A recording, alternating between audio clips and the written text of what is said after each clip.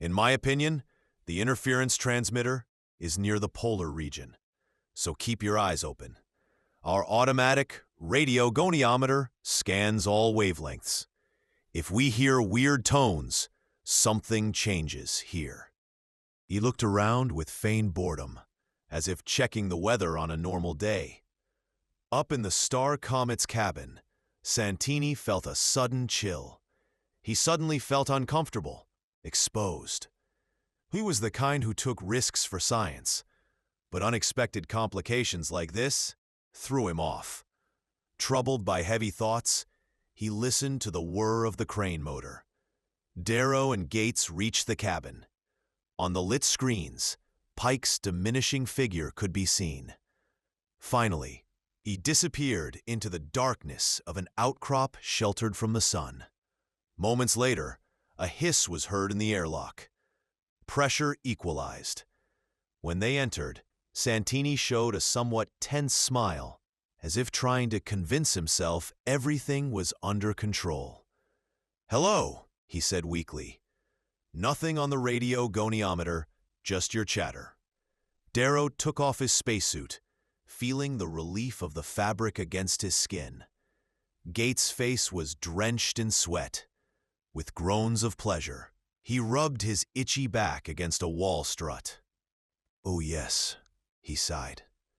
"This is like paradise on Earth." "On Earth, they'll have written us off as missing," Santini said quietly, as if the words escaped him unintentionally. Gates's groans stopped abruptly. "They will," Darrow confirmed calmly. "They will, but not for long. You have my word. After eating, we start with disassembling the leg strut." Santini thought of his wife, of the quiet nights that seemed from another world now. Gates of the baby, of how time ran differently down there. No one said it, but everyone knew it. It was a situation that needed a firm hand and an iron will. Darrow had both, and something more. That ability to see the entire process, step by step, without being carried away by the fear gnawing in the background, and perform the necessary switching. It only took him 5 days to repair the broken landing strut. 5 days in which the lunar silence seeped under the skin like a memory you don't want but can't shake. Another 24 hours were enough to assemble and load the lunar armored vehicle, that tracked tank that seemed from a workshop where engineers had dreamed of conquering dead worlds. After a deep sleep, induced by pills that blurred the edges of exhaustion and left the mind clean like a freshly wiped blackboard, Vince Darrow and Max Pike set off. The vehicle had been tested on terrain that would have made any Earth machine weep. It knew no obstacle it couldn't bite through and spit out. Every bolt had been checked by men who lived for that. Guys with tired eyes and hands that knew more about metal than people. It was an unarmed transport, all-terrain, with a spacious cabin for 4 and a plastic steel dome that darkened when the sun beat down too hard. In the cargo area behind, they only carried tools and spare parts. Darrow wasn't here for scientific investigations on this trip. First, survive. Second, contact Earth. The vehicle's transmitter could pull with the reactor's full power. 12 kilowatts were enough to shout all the way to Nevada fields, no problem. They had been rolling for 24 hours when the sun truly began to set, a sickle receding as if it too were in a hurry to leave. They weren't far from the pole. With that would come the direct line of sight with Earth. They were in their suits, but with the helmets retracted over their shoulders. The pressurized dome was as safe as the star comet's cabin. That special plastic would only yield to a force no one on Earth had yet achieved. Max Pike squinted his pale blue eyes forward. the jagged peaks rising like rusty blades, set his nerves on edge. Leibniz Mountains, for sure, he said, his voice tense, as if pronouncing the name could summon them. Hold on. Darrow cut the power. The hum of the electric motors died, leaving a silence heavier than any noise. The generator idled down inside its radiation shielding. Darrow wiped the back of his hand across his forehead, removing sweat that shouldn't be there inside a refrigerated suit. Without a word, he took out his sunglasses and cleaned the dark lenses. The ultraviolet light was starting to really hurt. He looked at the mountains. The tip of his tongue touched his chapped lips. Just 8 more kilometers. Who'd have thought you could almost touch them? We're in Huseman Crater, still hidden from Earth. Another 15 and we pass the pole. But not this way. We have to veer left, east, or we'll dive headfirst into the Leibniz foothills. That won't be a picnic. Pike's dirty finger jabbed the map. In the full light, his broad face looked more sunken than ever. The freckles like rust spots on old sheet metal. The trip was too long for any man not named Vince Darrow. For him, it was almost a joke. If they could have gone straight, they'd have been there long ago. But they had to skirt plateaus and canyons, as if the moon itself wanted them to suffer. On the map, the route looked like a drunkard's scribble.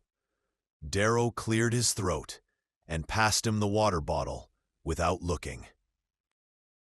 We turn. Leibniz is a mess. I don't want to get into those canyons. We're on the eastern part. The main massif is to the west. We'll pass clean. Pike drank as if the bottle were the only thing anchoring him to reality.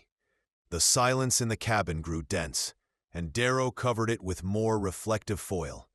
The sun hammered down. Getting rid of the heat was the real problem in this airless oven. Finally, Pike spoke, somberly, as if the words weighed on his tongue. Something's gonna happen. My neck itches. Something has to happen. Look at this. He hit the map again. The new course passed right through a circle Chuck Gates had drawn with a red marker the night before. Aha, I know, said Darrow, stretching the syllable like someone stretching a rubber band almost to breaking. A smile that didn't reach his eyes formed on his lips. Pike stared at him. The lips were chapped, split in several places. We should skirt that point with a wide curve and first make sure the message gets to Earth. Then we see. What do you think? Darrow looked forward for a long second, as if seeing something Pike couldn't. Then, Pike saw a face, where the lines seemed carved with a knife. Darrow's eyes shone with that cold, steely blue hardness that emerged when there was no room left for doubt. Problems are there to be solved. Pike. Circling them doesn't do us a damn bit of good. We have to approach, like it or not. I prefer a quick, clean operation. I want to see who's faster. They also suffer the cold, the vacuum, and the radiation. Probably more than us. We're damned heroes, yeah? Grumbled Pike. Fine. From now on, I'll take care of the infrared sensor. At the slightest beep, you drive like the devil himself is chasing you. His hands instinctively sought the weapon. They now carried the heavy automatics, based on the same principle as the big machine guns, but in a portable version. Darrow engaged the gears. The engines roared, and the tank started moving. They skirted the crater wall and came out onto a wide plain of rubble. Dust rose in columns behind the tracks and fell almost instantly, with no air to hold it up. 6 seconds later, the sun appeared whole. The lunar curvature made everything happen fast. They crossed the line of direct sight without incident. And there was Earth, a huge, almost full crescent, hanging low over the northern horizon, like a promise that hurt to look at. They didn't talk much. Fatigue had carved grooves in their faces. The maneuvers were quick, almost nervous. Both felt the same. It was now or never. Darrow deployed the parabolic dish. Pike connected the reactor at full power. The transmitter reported ready, while Darrow aligned the antenna. Earth sat right in the center of the automatic sight. Darrow swiveled the seat awkwardly, as if he struggled to remember how to do something so simple. In front of him, the indicators trembled,